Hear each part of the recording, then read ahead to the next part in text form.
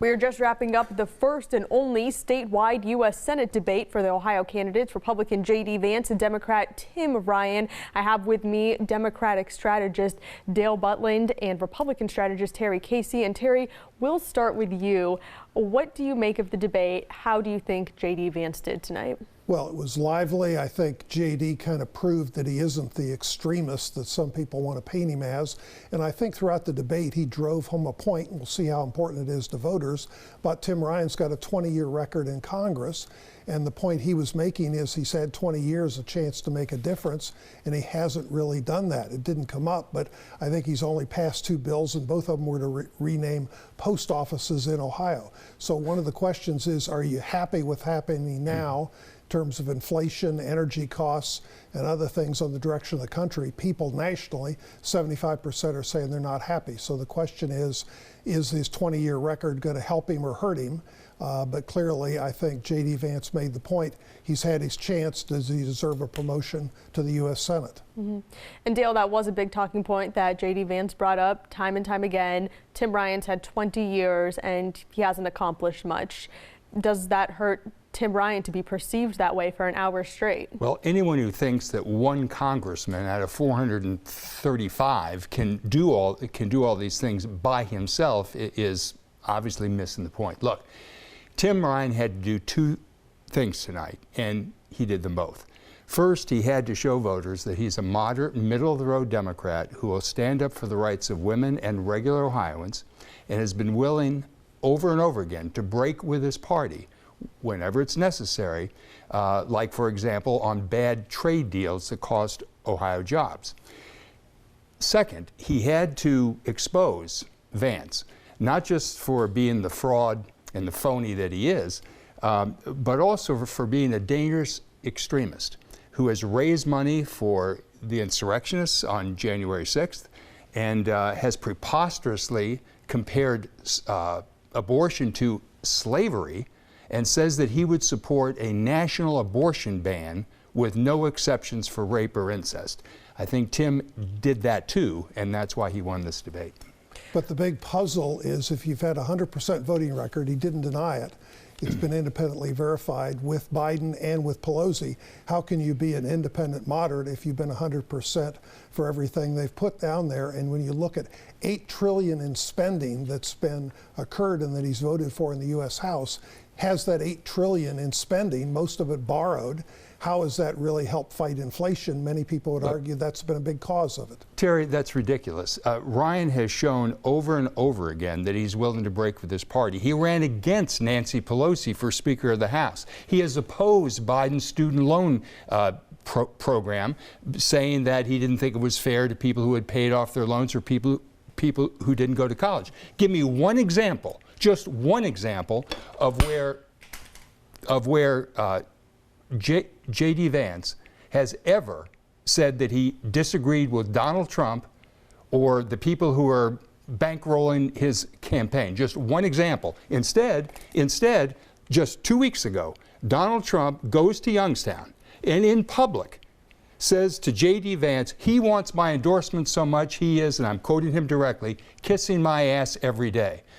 Call me crazy, Terry, but I don't think Ohioans want someone who's going to kiss any president's behind. What they want is a senator who will stand up for them. And here's a question.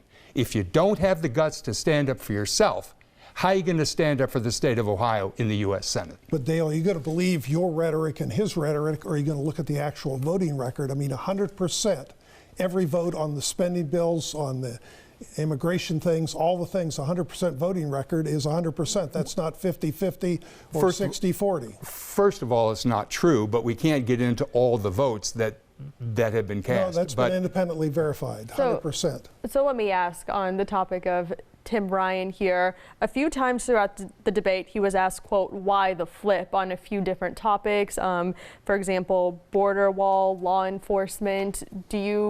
Abortion. Do you see that as a downfall for Tim Ryan during tonight's debate? Of course not. I think Ryan explained why he changed his posture on abortion. Tim Ryan is a very staunch Catholic, And for a very long time, he took the church's posture on it. But he's now a congressman.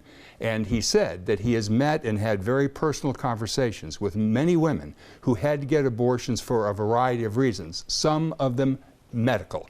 That's why he changed his mind. But if you want to talk about flip-flops, in 2016, J.D. Vance said that Donald Trump made him sick to his stomach. But now that he wants to be in the Senate, he is willing to have Donald Trump publicly humiliate him on a stage, saying that that he's kissing his butt every day, and he won't even stand up for himself. So if we want to talk about flip-flopping, I think that's the place to start. But I think it was pointed out the flip-flop occurred right as he was getting ready to run for president, because he realized he couldn't run for president as a Democrat with that abortion view.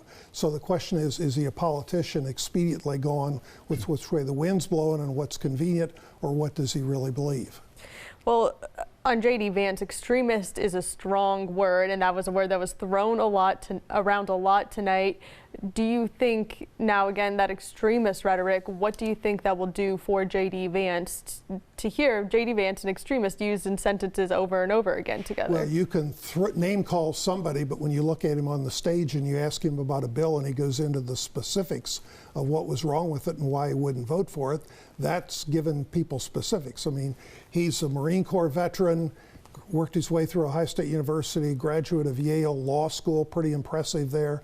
I think clearly he showed that he had some substance and had some detail, which was important and contrasts with the labeling and the name calling of extremist. Well, but sometimes the word extremist fits. What do you call somebody who pushes Trump's big lie that the election was stolen? What do you call somebody who downplays the insurrection at the Capitol? What do you call somebody who says that Trump should have stayed in power even though he lost the election? What do you call somebody who says he wants to outlaw abortion nationally with no exceptions for rape or incest? Most people would call that an extremist, and that's exactly what he is. And this is for both of you here. You know, during the debate, there were a few times where the candidates got into a little bit of arguing matches. A little bit. A little bit. I don't think anyone wants to tune into a debate and see that reaction just to those arguing matches that they were having. But in defense of both candidates, they firmly believe, and there was a lot of punching going back and forth, but the voters want to see some. They want to know where the difference is. And now, in 4 weeks between now and Election Day, they got a chance to check out and see what's really true about voting records, positions, where are they really at. And on this, we agree. This is a debate. And in a debate, I mean, it's no debate if everybody says, well, he's a nice guy, but I'll be a nicer guy. You know, it's not a debate if he says, well, he has that position, I kind of agree, right? The purpose of a debate is to flesh out differences between the two candidates, and I think that was done tonight. And I agree with Dale. How's that for progress? Look at that. Another thing that J.D. Vance said today, which I think might end up being a big talking point, is he has seen nothing that suggests that Donald Trump should be in jail. Do you think, I mean, going back to taking stances, do you think that's too strong of a stance to take about the former president? Well, it's legitimate to say whether Democrat or Republican, just because they do something that might be inappropriate or somebody doesn't like doesn't necessarily mean they're convicted of a crime and go to jail. So the question is, where's the evidence? And obviously there's a lot of questions, but that's up to the Justice Department to come forward and say, what do they have in evidence? Where's the law that's been violated? Because again, in politics, there's lots of people on both sides that say either dumb things or do dumb things, but that doesn't necessarily make a criminal, or our jails would be full of politicians. Yeah. Obviously, nobody should go to jail until they're convicted of a crime, but that wasn't the question. The question that J.D. Vance got was, is there anything that Trump has done that troubles you? That's what he said. Now, I don't know about you. I used to work in the Senate. I worked there for 20 years. And I used to have a top secret clearance. And I will tell you, if I took top secret documents home, I wasn't even able to see the top secret SCI documents. But if I took those with me, if I took those away and put them in my club somewhere, I would be in jail. Now, he hasn't been indicted yet. I believe that's coming. But I don't know how anyone can look at what he's done with these highly classified documents, the most secret things the government has, and say, I'm not troubled by that. Where do you think, candidates talked about a number of topics tonight. Where do you think each candidate stood out and performed the best? I think the big point he's trying to draw the contrast to somebody that's been there for 20 years, a career politician. What's he really accomplished? And again, it's in the context. Everyone knows what the top issues are. They're the economy, inflation, gasoline prices. There's a lot of other issues, but most of those other issues are low single digits in terms of people's concern. The big thing is the economy, and the question is, has the president and the Democrat Party done the job to merit another 2 years? Does Tim Ryan deserve a promotion? So what I think Tim did best, I said at the beginning, I thought he had to introduce himself to voters to demonstrate he's a moderate, middle-of-the-road Democrat who will stand up to his own party when it's necessary. I think he also had to call out J.D. Vance's extremism. But let me just say, let me play off something Terry just said. While it's true that inflation is a big issue, the economy is always a big issue. But I reject the idea that anyone who is not willing to accept election results, anybody who is willing to downplay an attack on the U.S. Capitol and call for the killing of Mike Pence, as they were doing then, when you reject the foundational things of this democracy that we live in, which is the peaceful transfer of power and the acceptance of election results, when you don't do those things, I think that should disqualify you from ever holding office, regardless of what your positions are on the other issues. Because at the end of the day, Terry, what the hell does it matter what the inflation rate is or what tax rates are if we don't have a democracy anymore? I'll just ask you guys each one more question here. What do you think each candidate could have done better? Where do you think they could have been stronger tonight? Well, clearly there were a lot of issues that weren't touched upon that much, like crime and like energy, that I think they should have got more into. But for an hour long, the first and the main debate, I think they covered a lot of areas. It gives people a chance to see both candidates, see how they react, what they had to say, what kind of substance is there. I agree. I think that there were no major gaffes here by either candidate. And I think they both did probably what they wanted to try to do. So, in that sense, I think it was a good debate, and I think the people who watched it, and I hope there were a lot of them, the people who watched it, I think, came out the better for it. Agree. You think it will help voters who are undecided make a decision? It'll help, but the real question we don't know is what kind of turnout, because traditionally there's a big difference in turnout between a presidential level year and a year where it's governor and a lot of the other races that are there. So turnout's still a big question. What side, who's going to be most motivated? But I still think the economy, inflation, energy, those are the big issues. And some things got talked about tonight, but people in the next 4 weeks are going to want to see a lot more, know more specifics. What are each side going to do? Well, as I just said a moment ago, I think democracy and rights are a major issue in this campaign. I think that's on the ballot. But I think the broader question is, what we know from past debates, not just here in this state, but all over the country, they typically do not move many voters, in part because so few people watch it. Now, 80% of people say, oh, I want to see a debate, I want to have a debate, but then when it actually happens, they don't really watch. So, and then what you've also seen in the past is that even if one candidate is viewed by a majority of people as having won, and he gets a 2 or 3 point bounce from that, within a couple of days, 3 or 4 or 5 days, it now settles back to the status quo ante. So I'm not sure how much this debate is going to move voters. I'm surprised to see in this poll that you all did that there were, was it 12% that were still undecided?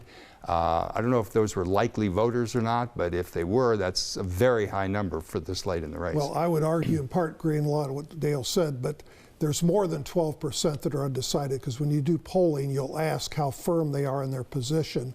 And there might be 12% who say they're undecided, but how many of the 12% will actually vote?